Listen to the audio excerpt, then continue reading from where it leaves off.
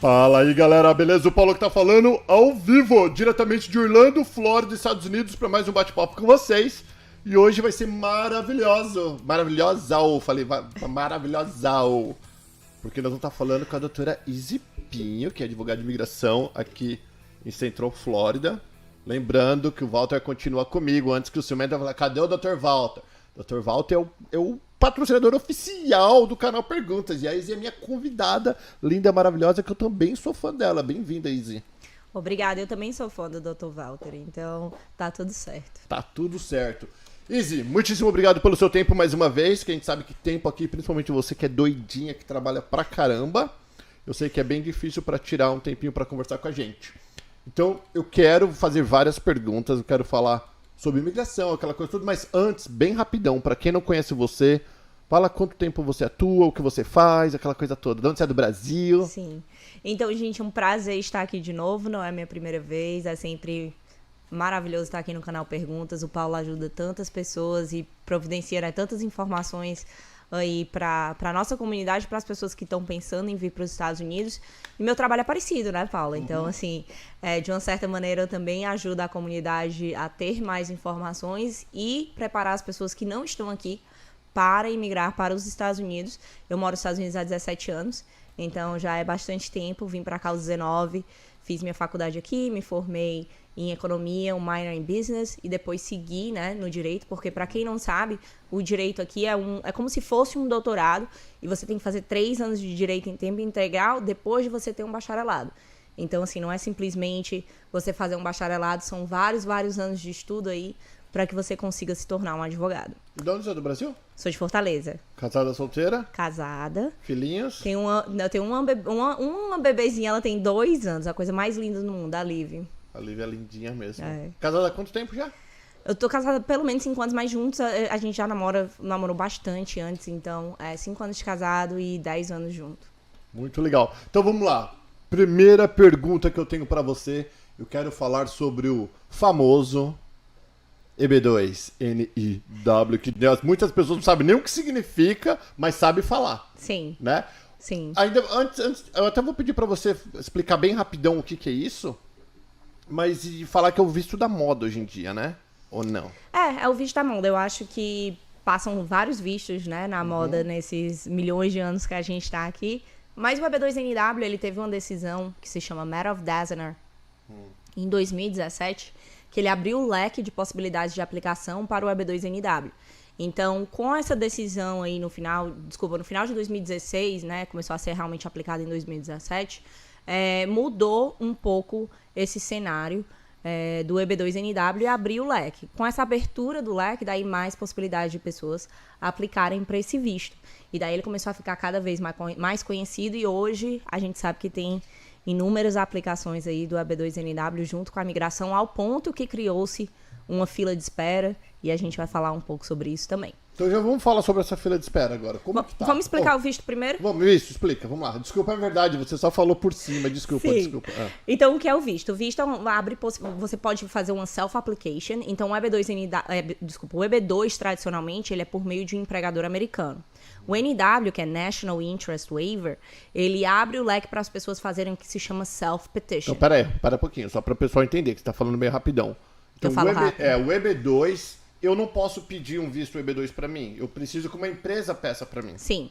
Nesse caso, se for só o EB2 Só o tradicional. EB2. Então, daí você estaria tendo um convite, né, de emprego numa empresa e essa empresa estaria peticionando esse visto junto com você. Entendi. Tem todo um trabalho antes no departamento de trabalho e depois que você recebe o que se chama Labor Certification, você consegue fazer um pedido de visto junto à imigração.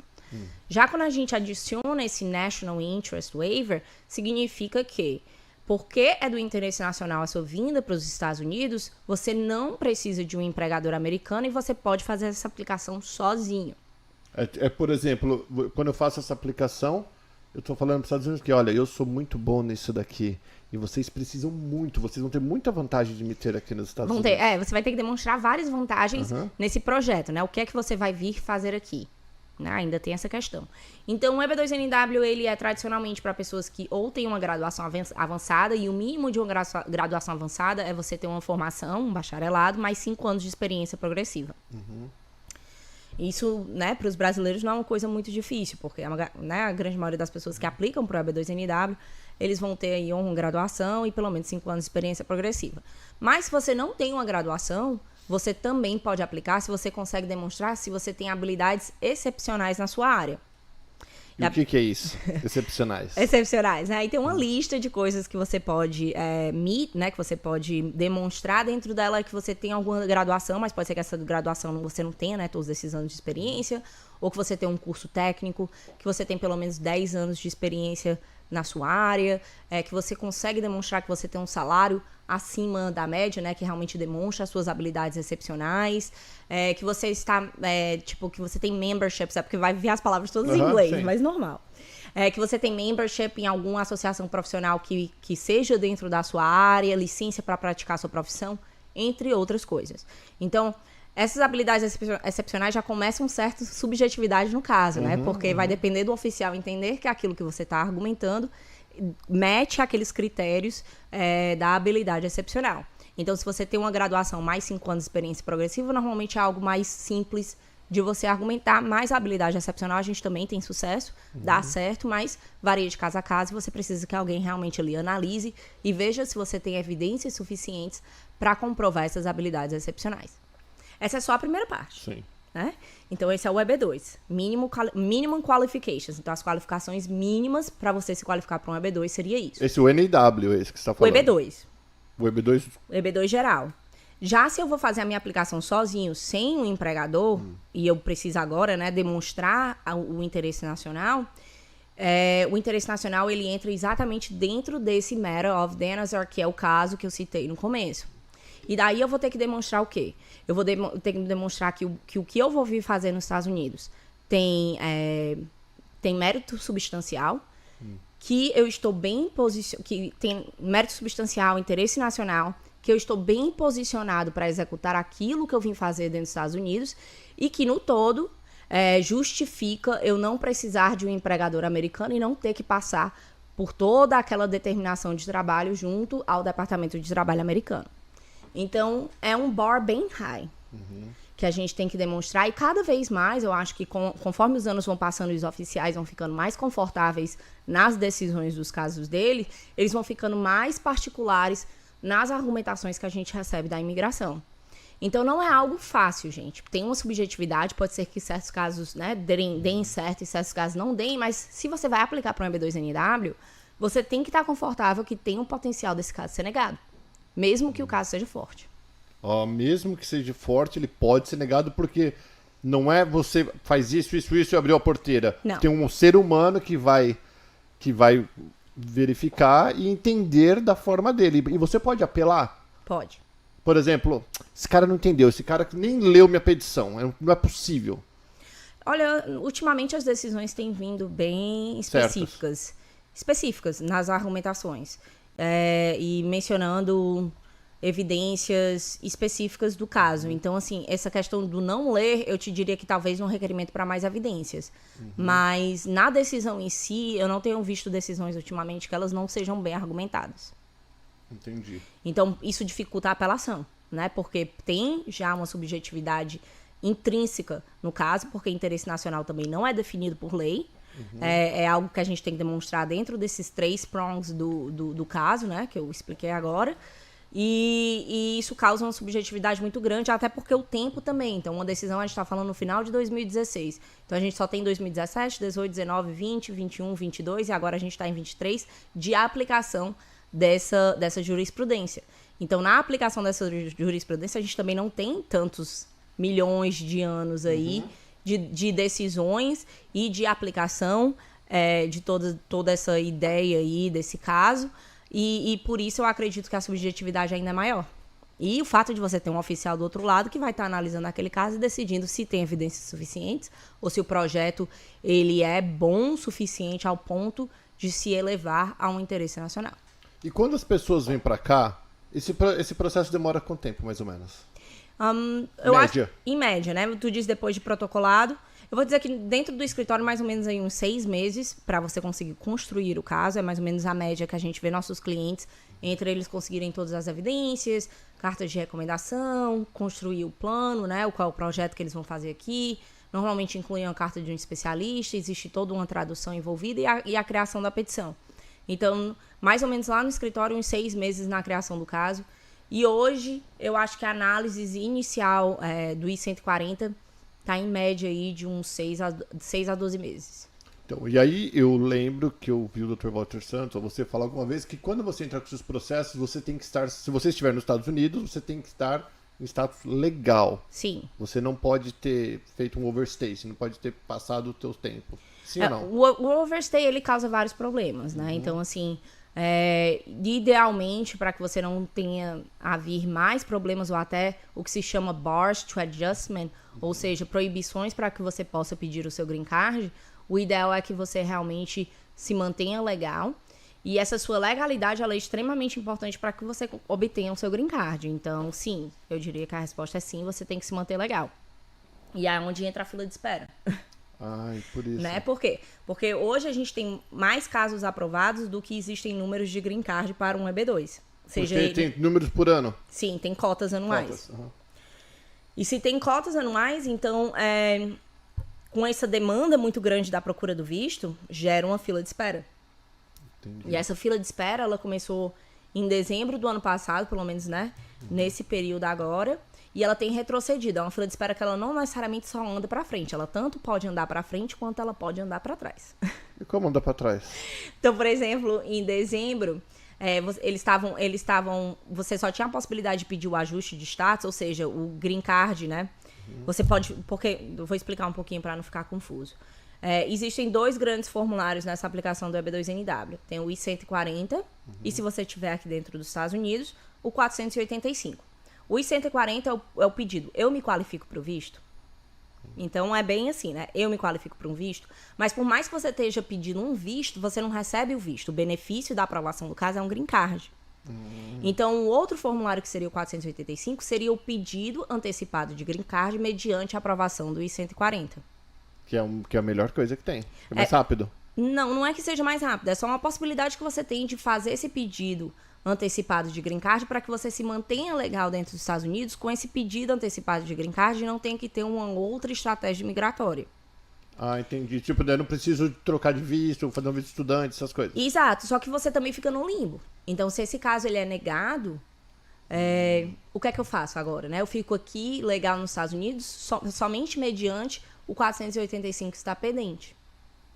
Então, é bom, porque agora eu não preciso ter uma outra estratégia migratória, mas sendo um caso subjetivo, se esse caso é negado, você agora fica no limbo, porque eu fico com meu 485 pendente e eu consigo me manter em status nos Estados Unidos porque meu 485 está pendente e eu não consigo fazer uma troca de visto. E se eu não tivesse ficado no 485, se eu tivesse me mantido em uma outra estratégia migratória, eu poderia procurar por outras possibilidades, ou seja, eu poderia buscar agora um empregador americano e fazer uma aplicação mediante um EB3. Eu poderia, talvez, fazer um L1. Existem outros vistos que você poderia estar buscando para que você possa vir a obter esse green card. Só que quando você faz esse pedido conjunto, o I-140 com o 485... Ele te trava. Se trava porque se for negado, e a gente sabe que é um visto subjetivo e que sempre existe a possibilidade que ele seja negado, você agora ficou em limbo. E daí... por mais que você consiga manter, né, o seu work permit e você consiga potencialmente até ter uma permissão de viagem, você não consegue sair desse 485 e ir para um outro visto, a não ser que você saia do país. E muitas pessoas não querem sair do país. Ah, você vai ficar pendente até sair do país? Não, até esse caso ser negado, até o 485 ser negado. Então, porque são duas coisas, são dois processos diferentes. São duas coisas diferentes. E a negativa do I-140 não significa que aonde está o seu I-140 na imigração, no momento que é negado, não significa que essa comunicação é feita imediata para onde está o seu 485. Ah, entendi. Então, hoje, não era assim, mas hoje existe uma dissonância. Então, meu I-140 pode ser negado e meu 485 pode ser negado só daqui a 2 anos. Entendi. Entendeu? Entendi. Então... Com isso, gera esse número de pessoas que agora conseguem ficar aqui dentro dos Estados Unidos legal, mas esse 485, ele tá pendente, em algum momento vai ter uma negativa, porque o I-140 foi negado. Entendi. E essa questão, também tem uma questão de stack 485. Então, existem práticas, no qual você aplicou primeiro o I-140 e o 485 e o I-140 foi negado. E daí você aplica um outro caso, faz uma reaplicação, que a gente chama do I-140, e reaplica um outro 485. E essa questão de botar um 485 em cima de um outro 485, ela não é bem esclarecida pela imigração. E pode ser que eles entendam que esse 485 que você colocou em cima do outro, ele foi feito de uma maneira errada, e que, na verdade, a única coisa que tá te mantendo legal aqui é o teu primeiro 485. Então, assim, a gente tá começando a chegar em coisas muito complicadas, eu não sei se todo mundo vai acompanhar, entendeu? Entendi. Não, entendi. Já deu para ter uma ideia bem interessante. Você falando de modo legal e 485 me fez lembrar do famoso visto, que não é o visto, que é o status é o pedido de asilo político. Asilo político. Porque a gente vê muitas pessoas usando isso de má fé. Sim. Né, para ganhar tempo. E vamos ver o que isso vai acontecer daqui a 5 anos, né? Ou daqui a 10 anos, quando esses casos começarem a ser analisados. Porque existe tanto filas de espera por causa de cotas imigratórias, quanto existe fila de espera de análise dos casos. Então, existe uma demanda muito grande de asilo, principalmente com todas essas confusões que a gente está tendo nos borders, né? Aí, que tu sabe que está entrando muitas pessoas por questões de asilo. Então, não sei quantas pessoas entram nos Estados Unidos todos os dias pela fronteira, mas são inúmeras. Muito, e pessoas que eu conheço que trabalham na fronteira dizem isso e tá assim, realmente algo quase incontrolável. A gente tem que deixar passar porque não tem o que fazer. E todas essas pessoas, basicamente, vão estar aplicando para um asilo. E muitas delas vão ter razões porque, né? Sim, muitas são legítimas. Exato, vai ter pessoas sofrendo perseguições de gangue no México, tem pessoal ali do Central America, né, que sofrem muito, que aqueles países são muito sofridos. Tem até ucranianos vindo lá da Rússia para poder crossar a fronteira aqui, então a fronteira realmente tá com um caos bastante grande, muita gente entrando. Então, com essa demanda muito grande de asilo, isso dificulta, né, a imigração ter mãos suficiente para poder estar acelerando o processo de análise desses casos. E isso causa o que a gente chama de backlog. Ou seja, inúmeros casos que precisam ser revistos especificamente de asilos. O que acontece com brasileiros é que, na minha percepção, né, a grande maioria de casos de asilos para brasileiros não tem realmente mérito. Isso que eu ia te perguntar, essa é a minha próxima pergunta. Eu falar, para os brasileiros de modo geral, quando eles se qualificariam? Porque a gente vê muito policial. E na minha opinião, achismo, né? E baseado nos meus estudos com o Dr. Walter Santos, porque muitos anos do Dr. Walter Santos e eu confundo às vezes as coisas, que eu não sou advogado e não respiro isso, e vocês sim. Sim. Quando você se candidata para ser um policial militar, ou para ser um soldado das Forças Armadas, ou para trabalhar em qualquer coisa de risco, onde você está lidando com bandidagem ou com guerra, você está assumindo o risco.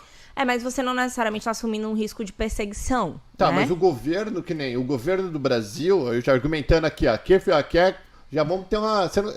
A Izzy, eu vou contar, depois eu vou contar um segredo pra vocês da Izzy, ela adora uma briga, mas briga assim com o juiz, né? Ela gosta de briga de corte. Tô animada pra minha corte semana que vem. Vamos ver. Então vamos ver se vai ganhar a corte do Paulo Paternes aqui. Só que é o seguinte, o Brasil, o país Brasil, ele não é um país ainda, pelo menos, né, ditador ou comunista. Então... O asilo político, né? Isso, do asilo político. Então, tecnicamente falando, se tem uma gangue que tá me perseguindo, o Brasil, um país democrata... E é um país muito grande, né? Você poderia estar se relocando para algum outro estado, ou alguma coisa do tipo. E tem outra polícia que vai me ajudar. Né? Tem todas essas questões são observadas no asilo. Então, por exemplo, você não pode simplesmente dizer, não, porque eu tô sendo perseguido aqui no Rio, sou um policial, tô usando o Rio como exemplo, porque afinal a gente sabe que tudo acontece naquela cidade.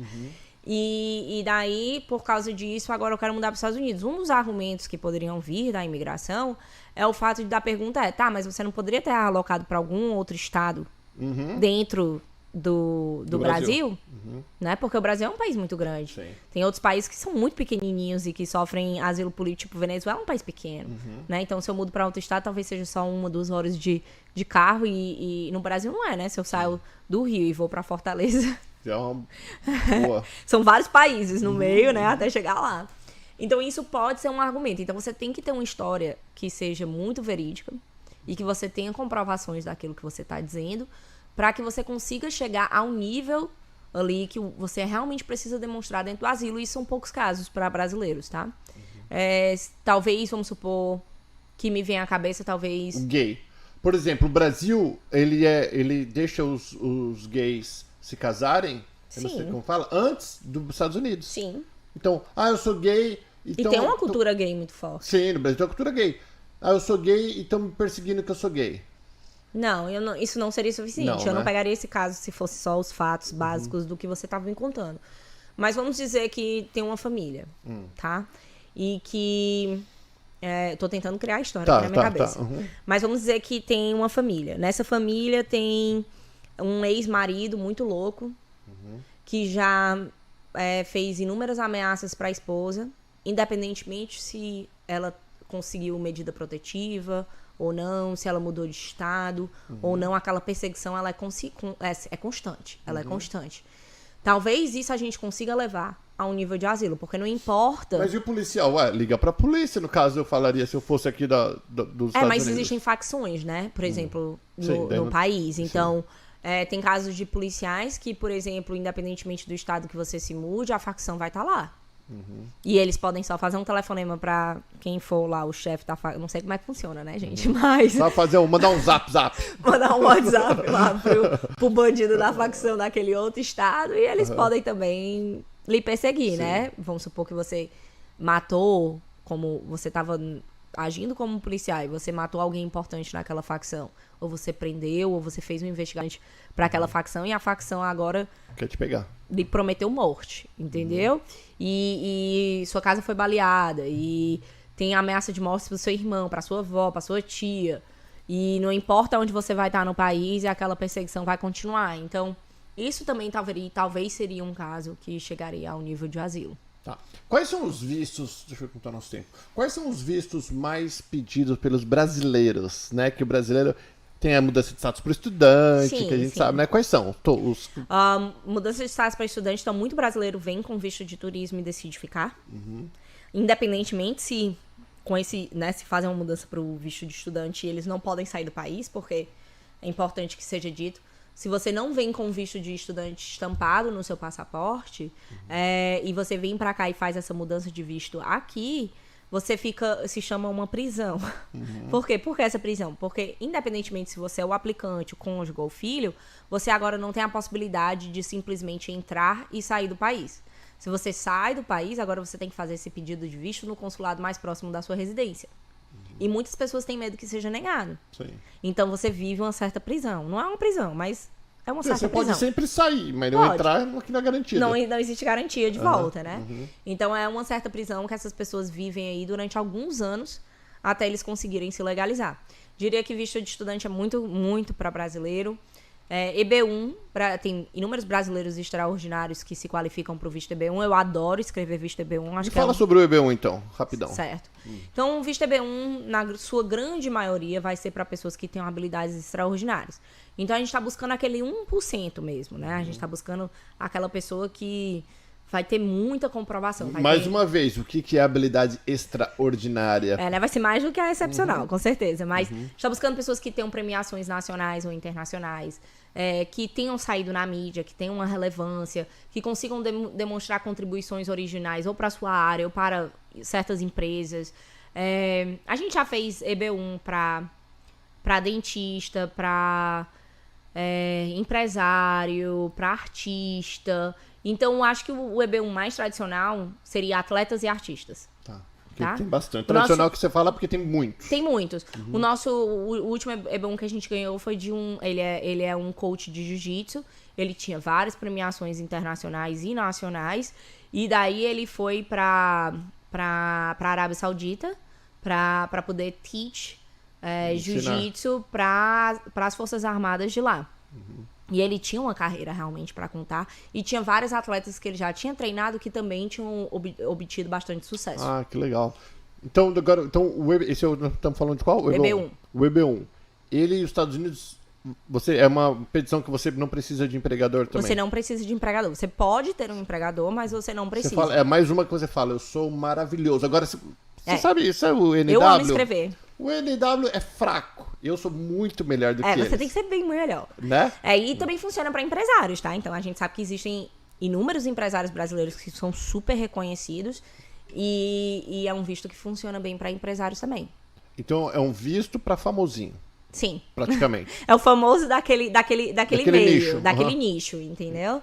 Então, então vamos supor que você já fez grandes negócios, grandes e é uma empreendimentos. troca também? Você fala, você tem que fazer uma promessa de trabalho? Você tem que demonstrar que você vai utilizar essas habilidades extraordinárias aqui dentro. Então, normalmente, a gente ou envia um business plan, ou envia um plano que o cliente escreve, porque tem muitos clientes extraordinários que escrevem muito bem. Então, eles acabam escrevendo o próprio plano. A gente já fez isso e já deu certo. Tanto quanto enviar business plans também. Entendi. Ou, vamos supor, se eles têm algum empregador, né? No caso do empregador, daí a gente envia uma carta do empregador explicando o que seria o trabalho e o que é que essa pessoa vai vir fazer aqui. E qual que é o visto por uma pessoa comum? Então, por exemplo, eu estou precisando de uma babá ou estou precisando de uma mulher de limpeza para ficar com a minha avó aqui, uma recepcionista, alguém que não tenha escolaridade, digamos. Pode até ter escolaridade. Então, existe o visto EB3, né? A gente falou do EB1, habilidades extraordinárias. EB2, Advanced Degree, né? Que é a graduação avançada ou habilidades excepcionais. E o EB3, que a gente vai ter Unskilled, Skilled e Professional. Então, para pessoas que não têm nenhuma qualificação, seria o Unskilled. Para pessoas que têm alguma qualificação, seria o Skilled. E profissionais seriam, no máximo, aí os requerimentos seriam um bacharelado. Entendi. E por que os Estados Unidos vai trazer um trabalhador internacional com tanta gente desempregada aqui? Desempregada? Bom, desempregado que não quer trabalhar. Atenção, brasileiros também que vocês estão vindo, é para trabalhar. Não é emprego aqui não. A brazucada vem pra cá, ninguém quer trabalhar mais hoje em dia não, menina. Eu não sei, mas eu acho que o número de desemprego aqui é bastante baixo, né? Então, assim... Tá. Pelo menos na visão econômica. Tá, quanto por cento? Eu não sei de cabeça agora, mas é baixo. É baixo. É baixo ao nível quase ideal. Então você fala que pode existir a falta de mão de obra? Existe a falta de mão de obra. Numa recepcionista? Numa recepcionista existe a falta de mão de obra. Ao ponto que todos esses processos a gente tem que passar por uma validação da abertura da vaga. Então, você tem que fazer a abertura da vaga e você tem que fazer um announcement no jornal. Então, você tem que colocar lá... Propaganda, você tem que colocar a vaga e você tem que ter um período ali para essas pessoas entrarem em contato. E, pelo menos nos casos que eu tenho no meu escritório, a grande maioria não tem ninguém que aplica para aquelas vagas. É mesmo?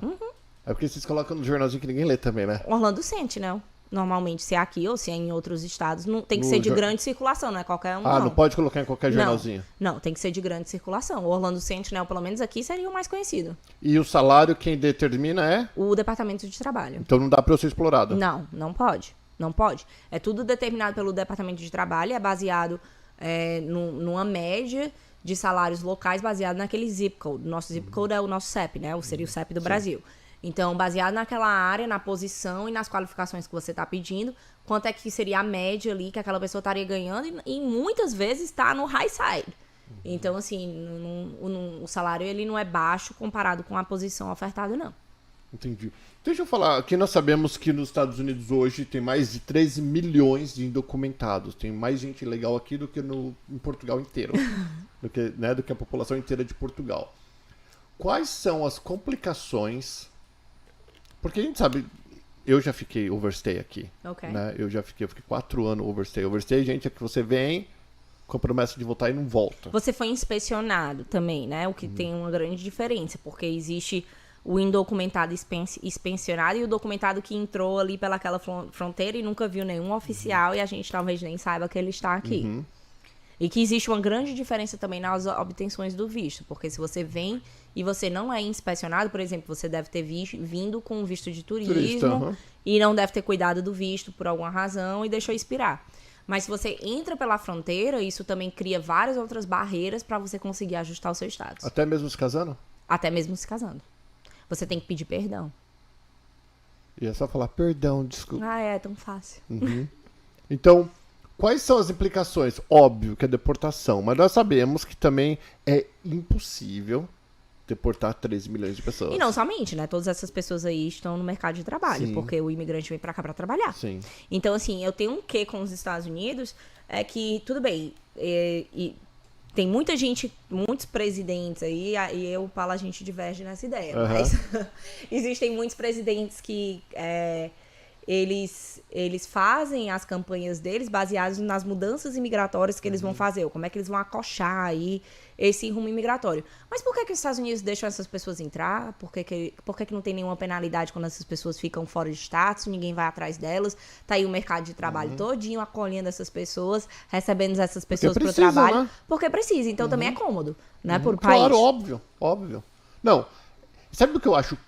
Uma coisa que eu acho que os Estados Unidos, ou melhor, cada estado, eu vou falar do meu estado, que é o de Santos, que a Izzy não gosta, mas eu gosto de Santos. Da mesma forma que eu gostava do Dória, e o Dória hoje, se eu ver na rua, vai tomar uns tapas na orelha. Né? As pessoas mudam com o poder, às vezes elas vão piorando. E também o DeSantis, ele tem uma questão, porque ele vai run pra president, né? Então ele vai se candidatar. Ele vai se candidatar pra presidência. E por causa disso, ele usa a imigração como um gancho.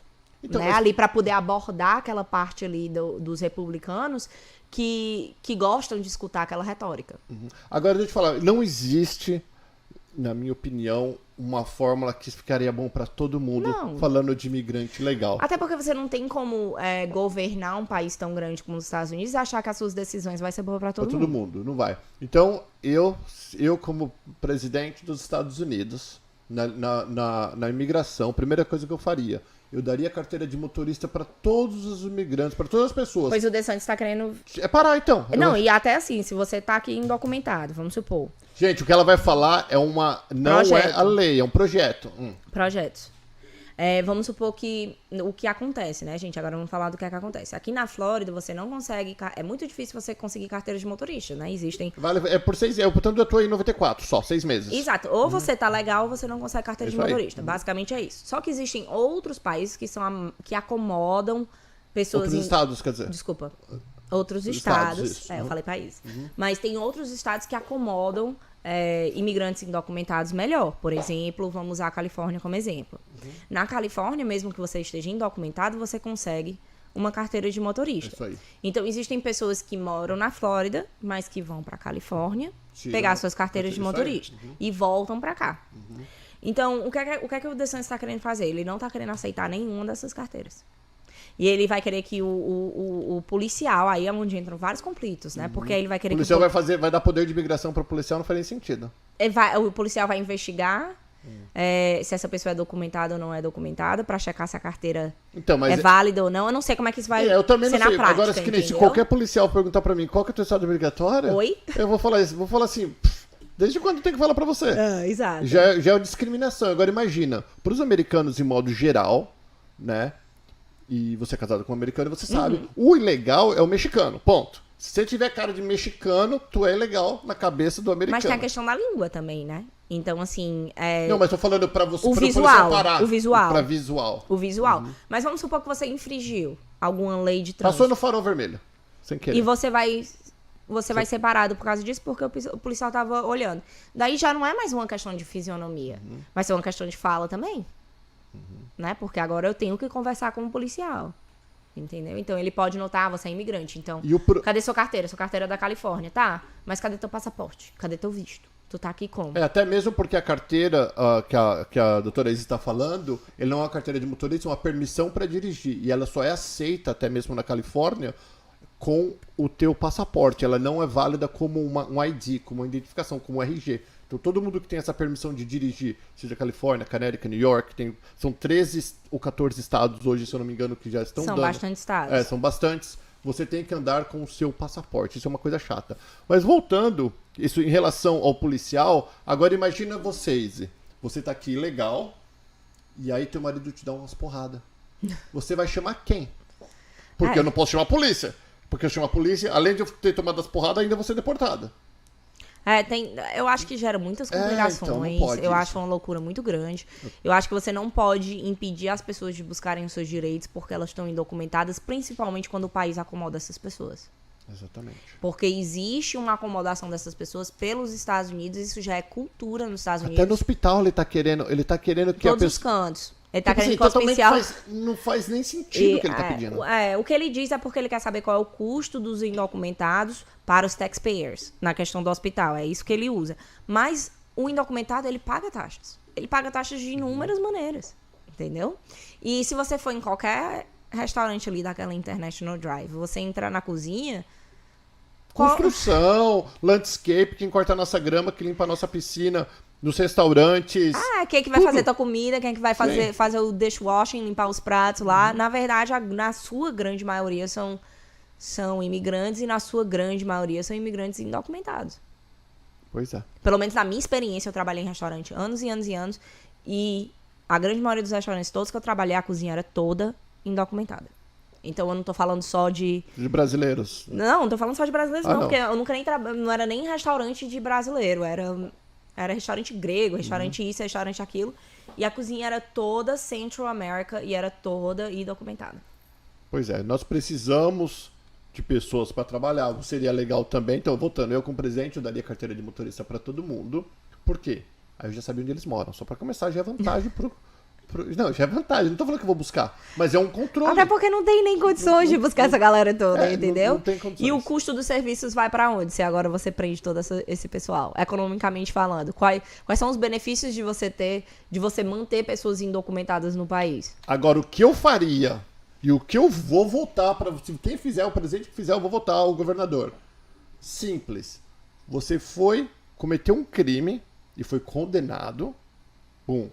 Mas qual crime também, né? Aí você tem que... Não interessa, que é crime. Não, porque tem misdemeanors que são bestas. Entendeu? Por exemplo, vamos lá. Eu não sei, mas... Vamos supor que você pegou um bar fight, você pegou uma briga num bar. E você deu um soco numa pessoa, entendeu? E agora é um assalto. Então uma felony, vamos falar felony. Tudo bem, uma felony pra cima no mínimo, De felony pra cima... Você foi preso automaticamente e nem paga a pena aqui quem tem que ficar dando de comer pro vagabundo.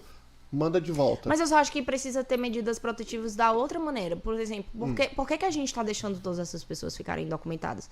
Por que o país não tem medidas mais sérias para que essas pessoas não fiquem indocumentadas?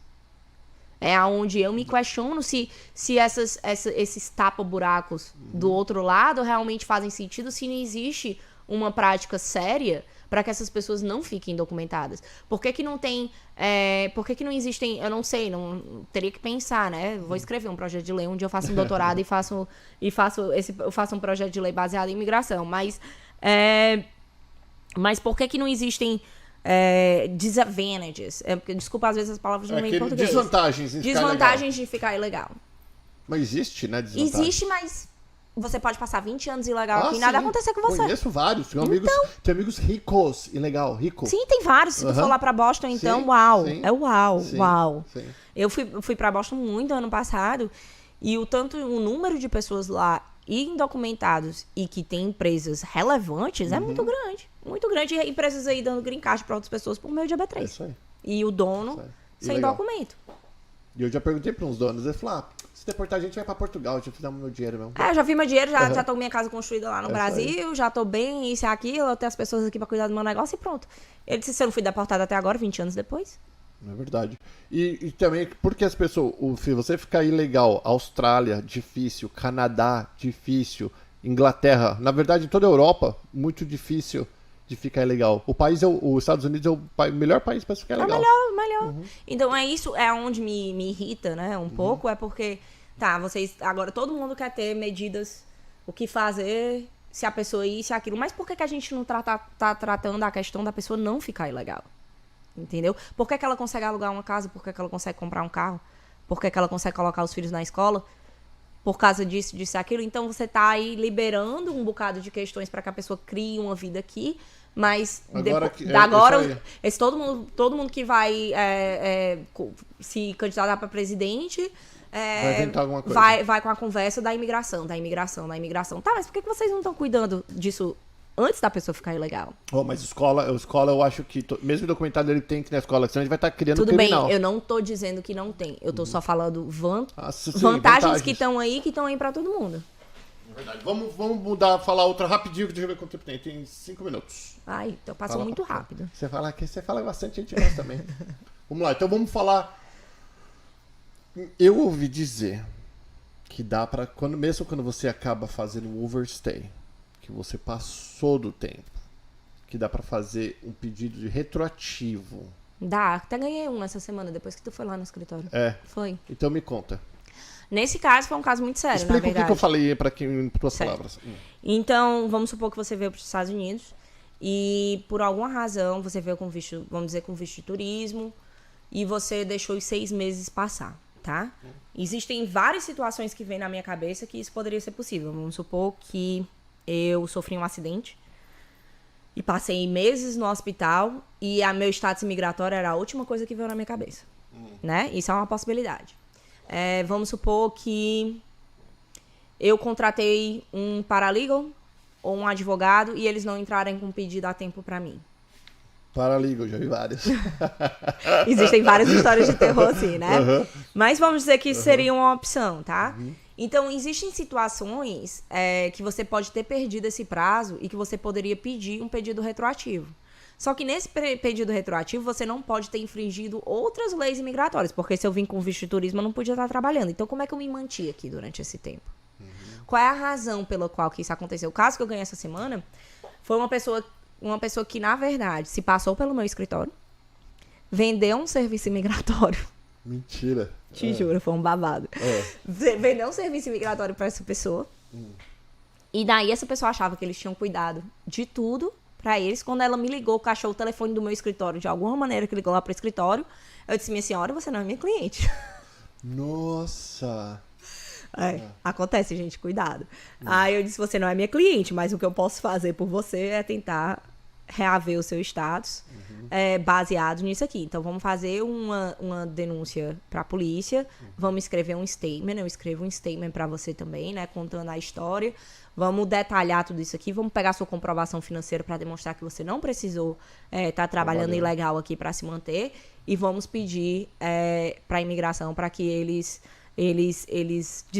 disregard, né? Que eles não considerem que esse tempo que você passou aqui foi um tempo ilegal, mas foi um tempo de erro ou pela situação que aconteceu. E depois de muitos e muitos e muitos meses, a gente ganhou esse caso essa semana. Em todos esses meses que ela já tava praticamente... O brasileiro não fica legal falando isso, é sem status, tá? Sem status. Que ela tava... Na verdade, ela é turca. Ela é turca? Então ela tava ilegal mesmo. Então que ela tava ilegal, tudo bem. Não, aí a gente conseguiu reaver isso pra que ela ficasse em status. E aí fica em status até quando? Aí tem que ver na carta, né? O que a carta disse. Mas normalmente a gente pediu por aquele tempo até agora. E foi isso que a gente ganhou. E agora ela tem que buscar algum outro meio imigratório. É verdade de quando o pedido é negado, seja qual for, você recebe uma cartinha falando que você tem 30 dias pra ir embora ou não é verdade? É verdade. São 33 dias. 33 dias. E quando você não vai, eles vão atrás no teu endereço ou não dá pra ter certeza, sim ou não? Pode ser que sim, mas na grande maioria dos casos não. Mas se você não sai, o que pode vir a acontecer é que você tenha um caso de deportação. Mas como eles vão saber se eu saí ou não? Ah, não, mas é quando você sai, tem registro que você saiu. Eles sabem quando você sai do país.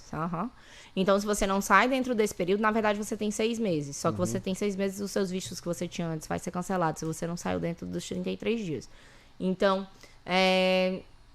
se você não sai dentro desse tempo aí que não se cria nenhum tipo de problema, pode ser que tenha um caso de deportação iniciado contra você. E daí é onde a gente entra em uma outra questão. As pessoas que estão sem status, né? Aqui há muito tempo. Sei, né? E que aí vem ou esses paralegals, ou esses escritórios, eu não sei muito bem, que começam a dizer, não, porque vá fazer esse visto aqui, que agora você vai conseguir se legalizar. Gente, não existe.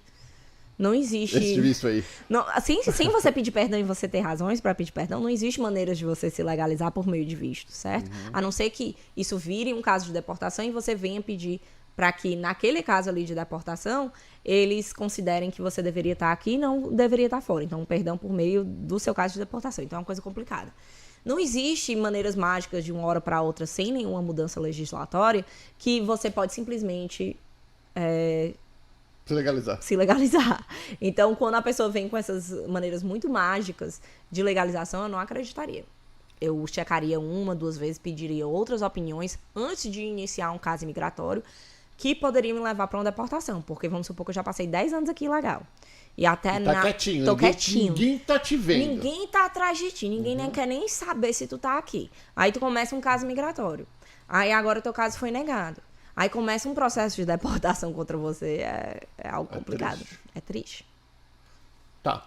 Minha última pergunta para nós podermos terminar. Porque passa muito rápido. Passa muito rápido. Eu trago você mais vezes. Sim. Tá bom? A gente tem que fazer uma eu e o Dr. Walter juntos. Sim. E aí? Deve ser legal se colocar 4 advogados que não se gostam. Mentira. Tem isso daí muito na comunidade? Não, né? Não sei se nos brasileiros é mais tranquilo, né? Não, de boa. De boa. Eu gosto de todo mundo. É. Não, eu vou trazer uma advogada, tipo uma burrinha, um mais ou menos. Que é isso, menina? É feia a burrinha. Eu espero que ela sabe que eu falo que eu sou burrinha, mas ninguém... Não, porque se colocar 4 advogados que fazem a mesma coisa, o que vai acontecer? Eu acho que vai ter muito acordo de mentalidades. Mas pode ter muito... Porque tem uns espertinhos, que eu conheço vários também, todo mundo conhece, só que eu não como eu posso falar o que eu quiser, que canal Perguntas é meu, eu falo o que eu quiser, e eu não vendo nada pra ninguém, então eu não vou perder cliente. Não vou perder cliente. Porque tem uns advogados que fazem um monte de coisa que não deveria fazer. Então, então vou falar sobre isso só pra terminar. Última pergunta. Qual que é a ética do advogado? Quando eu contrato um profissional, ele é pra me representar e pra ver o que é melhor pra mim. Mas ele também tem uma ética às leis, né?